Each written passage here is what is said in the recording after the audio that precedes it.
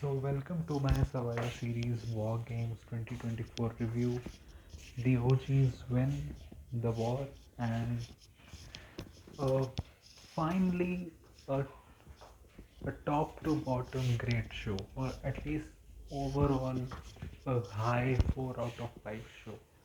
That 4 out of 5 PLE that WWE has produced, in a few months since SummerSlam, I would say. Because apart from two matches, which I will say Shinsuke versus LA Knight and the women's War Games match, I will recommend every match to the viewers to see. Like you should check those matches out. And like the Gunther versus Priest match was good. The men's War Games was, the mix of storytelling and in ring, combined. It was a really good match. And the triple threat, like in ring wise, the best match of the night was the Braun Breaker versus Ludwig Kaiser versus Sheamus for the Intercontinental Championship triple threat match. Let's start with that. Like this match, everyone played their characters very well. Like Braun was like literally a dog in this match. Like he would find any any any any one time to get the upper hand. Like whenever Sheamus and Kaiser were fighting, like Braun will just show up out of nowhere, jump on them, do stuff. Sheamus was like the valiant warrior going for the one last piece of the puzzle to become a Grand Slam champion. Kaiser was the scrappy mutt trying to prove to Gunther and to himself that he can be a self-made man. He can win titles by his own, and that was the whole structure of the match. Like Sheamus, like whenever Sheamus and Kaiser were fighting, like Braun will suddenly come in. Like like there were really good spots in the match. Like Sheamus and Kaiser would by the announce table, and Braun Breaker just jumped from the apron, you know, taking both of them out with a jumping clothesline. Like that was a really good spot. Like Sheamus giving the beats, the 10 beats on the chest to both of them was really good. Like in the ring, the near fall on the Celtic cross like almost got me. Like that almost got me. Like even that spot where Sheamus hit the broke kick on Braun Breaker, but Ludwig dragged the referee out of it was a good spot, but I kind of saw it coming because of the camera shot. The match was great. I cannot describe in words like my face, the expression on my face when Braun hit that spear on Kaiser. Like I was proper like "Ugh, oh, like that was my expression. And then Braun hit the spear on Sheamus and retained the title. I think this probably means that at WrestleMania we're probably going to get a Braun versus Sheamus singles program for the IC title, with probably Sheamus finally winning the IC title and becoming a Grand Slam champion. And I think that's a good program. I just want to see what Braun is going to do, after Survivor Series, because I think Sheamus and Kaiser will probably continue their feud. This will be an undercard feud on Raw, with Ludwig probably getting a win and then Sheamus probably beating him in their upper match. I just want to see who is going to face Braun next. Like, I cannot list out, like, names do not come to my head about who is going to face Braun Breaker next for the IC title. Like, if you have some names, you know, write about them in the comment section. Now, moving on to the next match, the match that I want to review next is the LA Knight versus Shinsuke Nakamura for the US title match. Like Shinsuke at least looked like he gave a F in the ring, which he didn't last year, where he was in much more higher level programs. which with Seth Rollins and Cody. But bygones be bygones. We already know that this was a pretty weird feud. Like it just started like it was like in its second week if it was a normal feud, and they are just having the match for the title.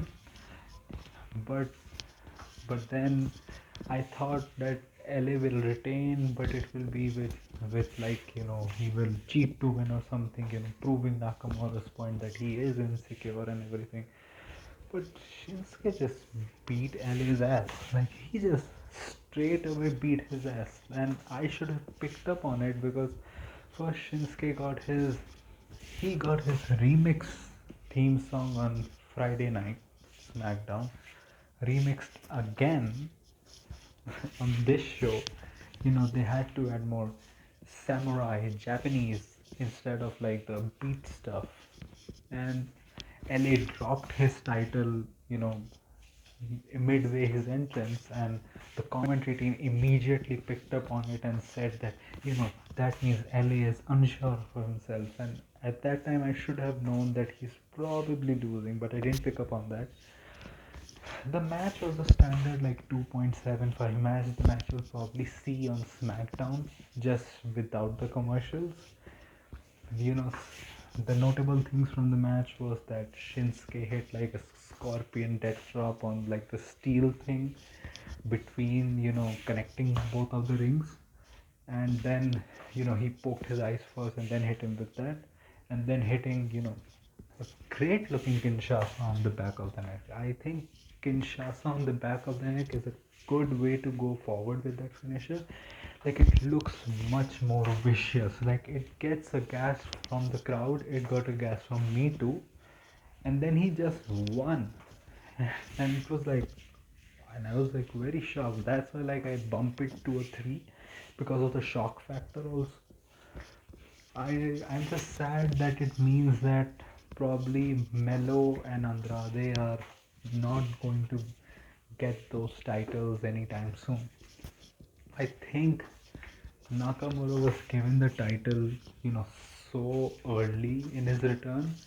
It's because Penta is now a free agent and they probably want to put the title on him, and they're gonna have like, Penta giving his promos in Spanish backstage, you know, video packages, Shinsuke giving his anime style Japanese promos, and they're going to do a big feud. And I think probably after the Noah show where Shinsuke is fighting, I don't know who is fighting in early January, and they're probably gonna have Shinsuke, a WWE superstar, defending a WWE title in a Noah show.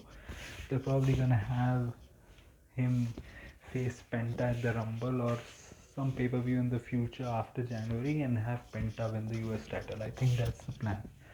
It's kind of like what it was with Jay. Like I don't think the long-term plan was just abruptly ending Braun's reign as the IC champion. They realized like Jay had lost a lot of his contendership matches, and like they had to strike when the iron was hot. They had to give him his moment because he earned it. He was selling the highest merch, he was getting the highest reactions, and it also gave them more spice that when the new bloodline interfered and he lost his IC title, it would give more more of a reason for him to join the OG bloodline. Also, like that was the adding factor too. And I think this is kind of like the same situation. Like Penta's Penta's contract expired. Ray Phoenix has contract has been extended due to injury time by Tony Khan. So I think they are going for this. Probably Penta taking the title from Shinsuke. I just hope going forward they give something substantial to Melo and Andrade to do in the road to Mania. And I think LA is probably going to be involved in whatever they're planning with Mike Tyson and Logan Paul. I think that's the plan for him going forward. I think probably at Saturday night's main event, maybe they have like a multi-man, title match, because LA in his reign has been a kind of asshole, like kind of denying title shots or giving title shots on his win, and everybody can be like, oh, boo hoo, you lost, you don't deserve a shot. And then, like, Nick Aldis says, I have a great idea, let's have like a fatal 4-way or a fatal 5-way match at Saturday night's main event for the US title. And Shinsuke can eke out a win. Like, he hits, like, LA Knight is busy with Mello or Escobar and Andrade, and Shinsuke gets the win from rolling him up or hitting him with the Kinshasa out of nowhere from the back, and he's like, yeah, I got you again, and you can use that in the future to in the rubber match. LA and Shinsuke can have without the title. The next match that I want to talk about is the women's war games. Like, I didn't dislike it as much as people did. It was a fine match for me. It was nothing too bad. It was nothing too good. It had some watches, and I just don't get why would you start with Bailey and Nia. Like, has WWE not seen that these both don't gel that much? Like, in the past 6 months, they've had like 2 3 matches where they're just not gelled that much together, and it showed. They botched some stuff, but I think Io and Tiffany saved the match.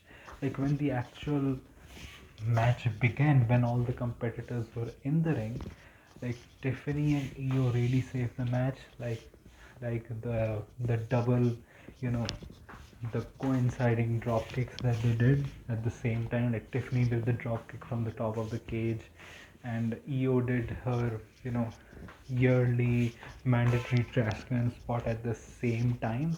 That was a really good spot. Then Rhea's riptide to Liv Morgan from the top to the table was a really good was a really good ending. I didn't expect the heels to lose, but that clearly shows that the plan is that Rhea and Liv is not going to extend to Mania. Probably at the Netflix premiere, I think Rhea is winning the title, and we are gonna have Rhea versus Io Sky in the future. I think probably at Mania for the title. I think that's the plan, and I think the way you do it is, you know, have Liv versus Io at SNME, but have her lose due to confusion because of Rhea. But Rhea, and that way you can set up a feud between Rhea and Io for the future, and Rhea can anyways come out next night and ask for a title shot, because you say, now that you're done with Io, remember I pinned you, and they can have it on the Netflix premiere, and Rhea can win the title. And I think, first of all, one thing that we cannot deny, you can hate Liv, you can love Liv, but Liv is a star. Like, she gets called to the big events, she does the big interviews. That's because she is popular. Like, she has a hardcore fan base of her own, and her segments do get good ratings. And also that she has, I think, been the highest merchandise seller in the past month or past few months. I read it on Twitter, I can be wrong too, and or at least one of them. So she is a star. I think the best thing is you can move Liv and Raquel into the tag team division and have them hold the women's tag titles. That way, the women's tag titles have people actually care about as champions. When Jade and Bianca probably eventually go into a feud, and you don't have them, hold the singles women's division hostage like they have. Like, they really need a revamp of the women's division on both SmackDown and Raw, because be it feud wise, they have been confusing or outright bad. Match wise, they have been mid or bad. Like, they have to reset it, and I think they will going into the next year. I think that's the plan. And going forward, the next match that I want to talk about is the Gunther versus Damien Priest. Like, like what can I say? Like these two had a sleeper hit at SummerSlam. These two had a really good match here also. Like everything made sense. I don't know why some people are angry about it. They always want Gunther to be like the traditionalist, have the traditionalist, gimmick where he goes on. He's a bad guy, but he respects the rules and he wins. But I think, especially when you're on national television and in a company like WWE, that stuff gets repetitive eventually, and they have good things. Like I'm not going to say like Gunther has had like a terrific title reign, but he's had opponents and reigns which had clear, good stories, good matches which made sense, be it with Sammy, be it with Cody, or be it with Damien. Like all of them had made sense, and you can see that even the complex stuff is right in front of your eyes, like it's explained.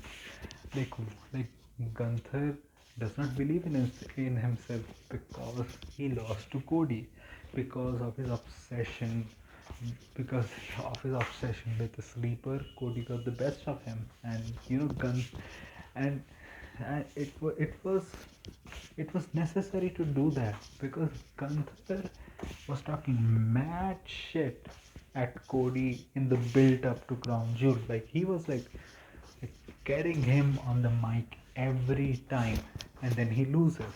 So that should affect a character, like that would affect a person in real life too.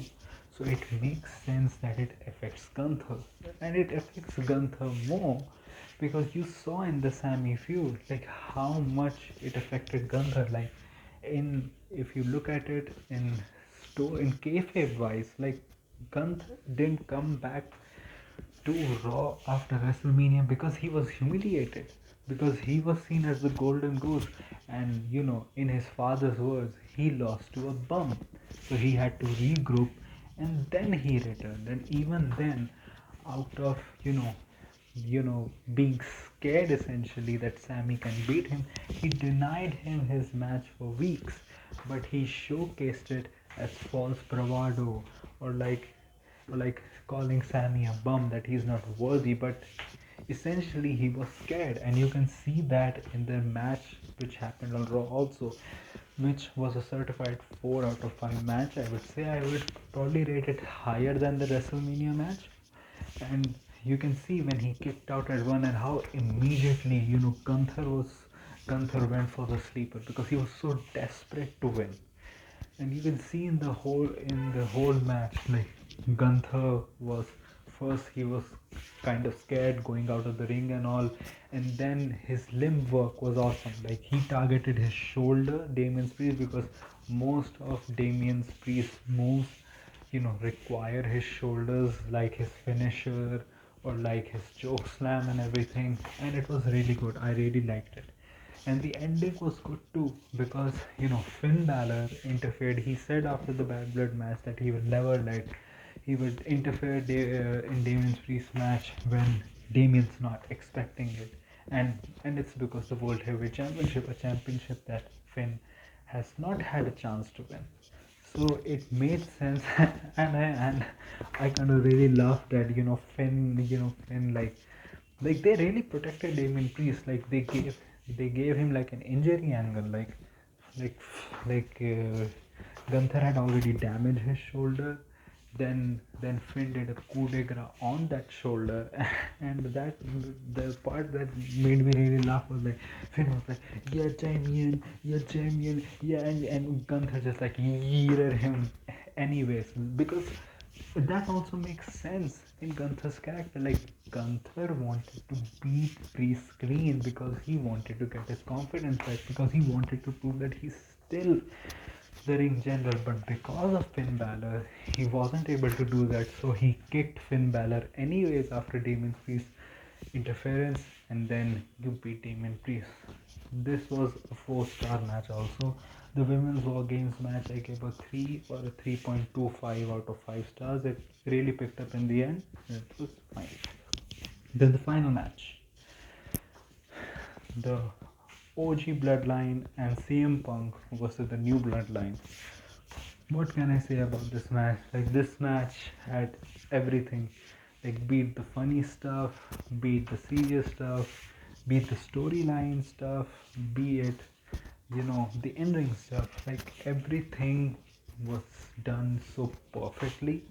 It had all the fan service moments as well. It had all the spots that, that would get like a person who's not even interested in the bloodline story, hyped up, like the Bronson Reed tsunami from the cage. I hope he's fine, because there's reports that he hurt his ankle or both his ankles doing that. But I hope Triple H is right, because he said in the post pay-per-view press conference that he may be out for just few weeks. Like Jimmy Uso, like he broke his toe. Like he said it in the post pay-per-view conference.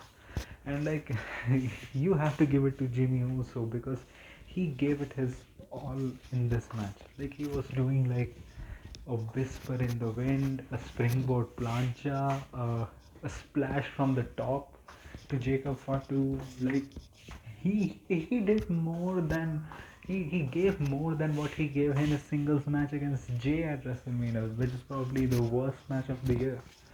Like it had everything. Like one thing I think Ibu reported that the like when CM Punk made his entrance and he like banged the cage of the new bloodline, like that was not planned. He did that on the fly. So it was really like that was really good. That added a touch. You had the moments of the tension between Roman and CM Punk.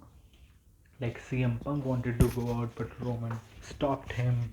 Sami Zayn, he sent Sami Zayn, and then in the end, when Roman wanted to walk out, CM Punk, pushed him a little and walked out anyway. He was like, I don't listen to anyone but myself, and it was really good. Like the MVP of the match was Jacob Fatu, and the things that this man does with the size that he has, like that is unreal. Like and they also they really did a very good job of showing that, because he got hit by a Samoan drop, but he got up anyway. He got hit by Punk, but he got up straight away.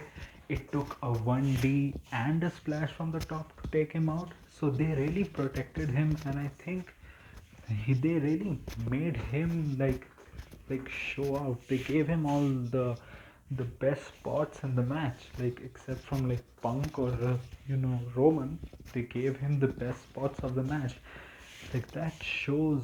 Like I think the plan is Roman versus Jacob at Mania, because I think probably at the Rumble or at SNME, the Roman and Solo will happen for the Ula Fala, and Roman will win.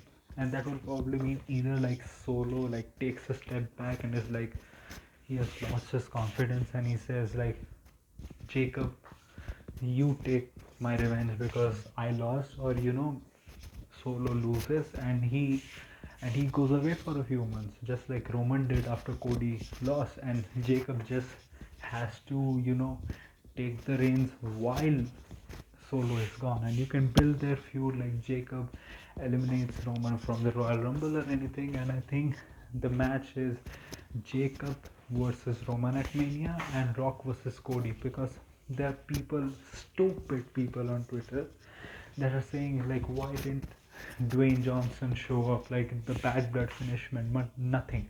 No, it didn't mean nothing. Dwayne showed up at Bad Blood. He did the 1, 2, 3. That was to remind Cody that he pinned him in the tag match which happened at Mania 40 Night 1, the main event. That was the point. He didn't show up here because Cody was not here.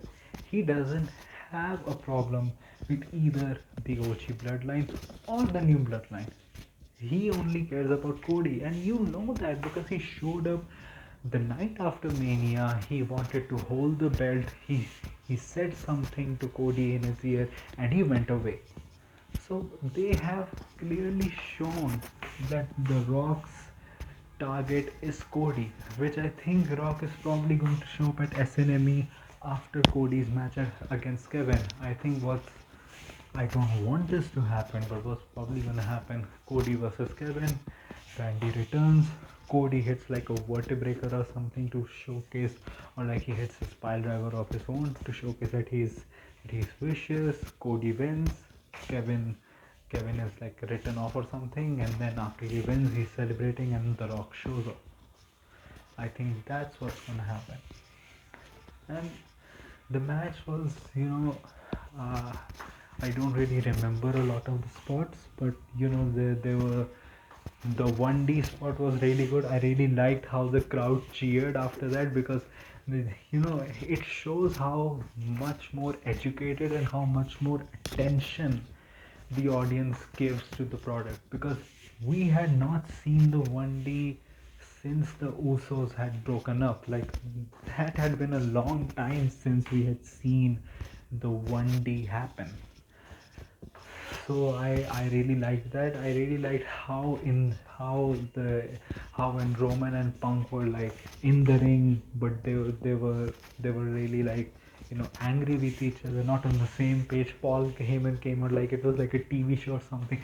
Like, please concentrate, please fight together to survive. And then at the right time, Alicia Taylor said, "Now it's time for War Games," and I think it was a really good moment. And then they had the brawl, and the end was awesome. Like, everyone picking each other up. Sammy picked Punk up, and everyone picked each other. I don't think Sammy picked Punk up. Like, Sammy picked Jimmy, Jay, Roman picked Punk up, and then it was like they all gathered around Solo. And like, you have to give it to Solo. And Solo went out like the G, like a real G. Like, Roman was like, it doesn't have to be like this. Solo was like, nah, bitch, I am the tribal chief. I don't give a F. And then he went for the spike, but then he got hit with multiple super kicks. Then, I really like Roman did, like, Sammy go. And Sammy hit him with the Hilua kick. CM Punk hit him with the GTS. Then Roman hit him with the spear, and that was that. And also, I really liked how there was a mutual handshake in the end, mutual respect. And then CM Punk hugged him and he said that we need each other, but I'm going to call in the favor when I want to, or when I need to. And then it was a very feel good ending. Everyone standing on the top of the ramp, the bloodline doing the ones up, having the ones up, and then CM Punk sneakily, coming in between of Roman and Sammy and doing the go to sleep in the end sign, and the show ended. And for the first time in a while, I felt like WWE had good weekly programming and a good pay-per-view to end that particular cycle, and that felt satisfying. I felt satisfied because there were a lot of things that happened, which were iffy in the build-up, but in the end weeks got you hyped up for the show. But WWE pay-per-views have kind of underwhelmed. Like, you can say it's the opposite with AEW, that AEW has bad weekly television programming, but has like great pay-per-views every time. They didn't have a great pay-per-view this time. Full Gear, like SummerSlam, the Survivor Series was really better than Full Gear in every way, except like maybe one or two matches. I think the Will Ospreay match, maybe. Apart from that, Survivor Series was really good. Like, I don't think there was a match that you can say was particularly bad on the show. Like, the matches, like the women's Wargames match was bad in parts, but it had a smooth ending. Like, it picked up in the end. Like, Braun's match, really good. Shinsuke's match, it had a shock ending at least. Like, it was not a bad match, and that's more than what you can say about Shinsuke's matches in the past few years. And then the men's war games match was chef's kiss of the combination of storytelling and in-ring wrestling. And I think this sets up a lot of things going further that we are going to see, like what's going to happen with Ellie and Shinsuke, like Sheamus and Kaiser are going to continue in the feud. Liv and Io, they're going to have a match. Then then the OG bloodline may have won the war, but the Ula Fala is still with Solo, so probably a Roman versus Solo match. So, and CM Punk, what is he going to do? Is he going to go after Gunther? Like what Seth Punk do? Because, and one more thing, like Bronson Reed, like I have to give him props for doing that tsunami from the top of the cage. Like he was having, you know, a waste of a career since he had come back. First being Mrs. Lackey, then being like used to get other people over. Like he has had a really good, like, you know, end months of 2024, and he topped it with a great spot which I think everyone is going to remember. And I hope he's not seriously injured, and I hope whenever he's back he gets a good feud, because I think they have got something with Bronson. Like they have really got something with Bronson, like which they had with Strowman, but they kind of botched it. No, they definitely botched it. They finally have with another giant, not Omos, which they wanted to, but Bronson Reed, and I hope they do well with him. So this was my Survivor Series War Games review. It was a high 4 out of 5 show for me. A show which I would recommend for people to watch. Like it just, you'll feel satisfied in the end. Whatever happens, you'll feel satisfied in the end. Like I think that's more than, like, what more can you expect? Like shock maybe, but I think the feeling of satisfaction, I think that's the biggest thing that you can feel after a pay-per-view. Because then I had the India versus, you know, the Prime Minister Exile match, and you know, the day just went very good, and I had a good day today. So if you like the video, share, subscribe. If you don't like this type of content, share it with those who do. I have my Insta and Twitter links in the description. Go and follow me on that. And that's it for today. And not that's not it for today, because I'm going to put out the India vs Prime Minister Exile video also later in the night. So thank you. Goodbye. Alvida.